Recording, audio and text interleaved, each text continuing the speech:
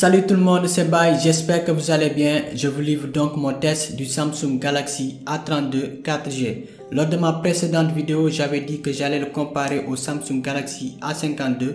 Les deux ont beaucoup de similarités, mais premièrement, il faut le départager avec le A32 5G. Cette version 4G a des avantages par rapport à la 5G, puisqu'on a un meilleur écran AMOLED Full HD+ 90 Hz et la même caméra principale que le A52. Comparé au A31, il y a aussi des évolutions notables.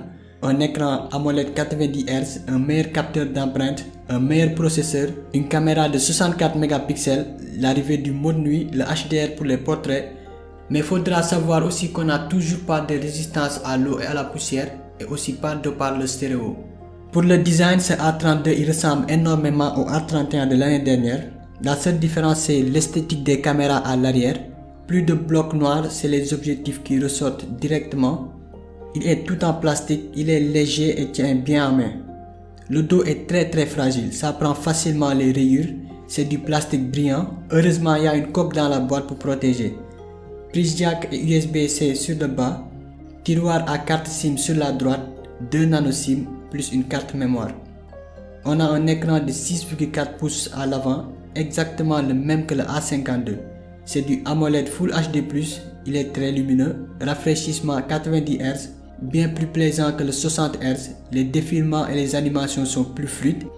Pour résumer le tout, c'est un excellent écran, mais il faudra d'abord enlever le mode couleur vive par défaut et passer en mode naturel. Le défaut de la face avant, c'est son gros menton qui est un peu large, mais on l'oublie quand même lorsqu'on regarde l'écran. On a un capteur d'empreinte sous l'écran et cette année il fonctionne très bien à tous les coups. Le A32 il tourne sous Android 11 avec la surcouche Samsung One UI 3.1, c'est la dernière interface de Samsung.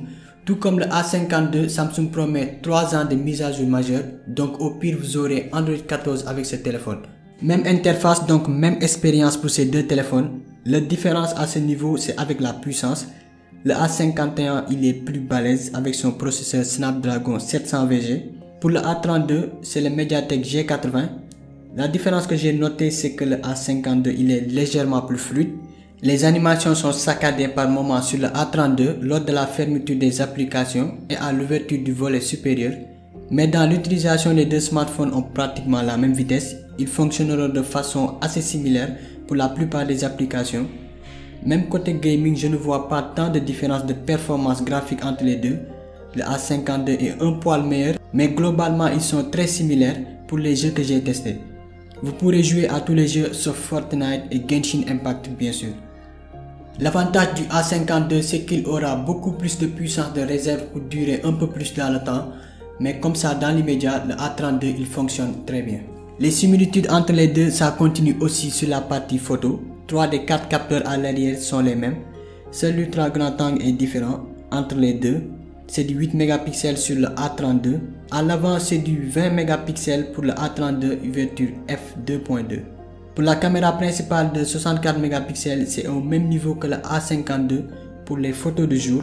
Je mets même le A32 au-dessus du A52 puisqu'il sature moins que le A52 et il s'en sort un peu mieux au niveau de la balance des blancs. L'ultra grand angle aussi, les photos sont bonnes, mais c'est du 8 mégapixels, ça manque de détails. Tant qu'on zoome pas dans l'image, ça va. Les photos sont plutôt bonnes je trouve.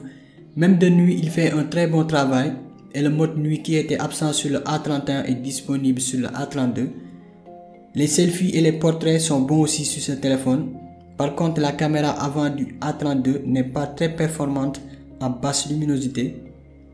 Le mode macro est là aussi pour des photos rapprochées. Parlons maintenant de la vidéo, c'est le seul point faible que j'ai noté pour ce A32. Les vidéos sont décevantes, c'est pas à la hauteur du matériel qu'on a. On filme max en Full HD 30 images secondes à l'avant comme à l'arrière. C'est pas stabilisé, pas de détails et les textures sont trop brouillonnes. À part ça, aucune plainte pour ce Galaxy A32.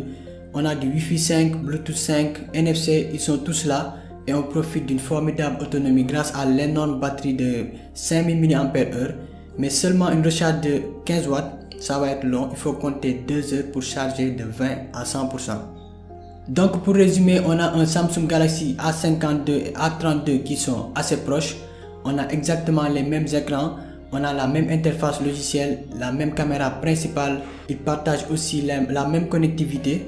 Donc voilà, si la vidéo n'est pas très importante pour vous et que vous ne jouez pas sur votre téléphone, vous pourrez envisager prendre le Samsung Galaxy A32 au lieu du Samsung Galaxy A52 et économiser un peu d'argent. N'hésitez pas aussi à me donner votre avis en commentaire. Moi je m'arrête là. Merci d'avoir regardé la vidéo. N'hésitez pas à liker, à vous abonner à ma chaîne. On se donne rendez-vous très bientôt pour d'autres vidéos. Merci.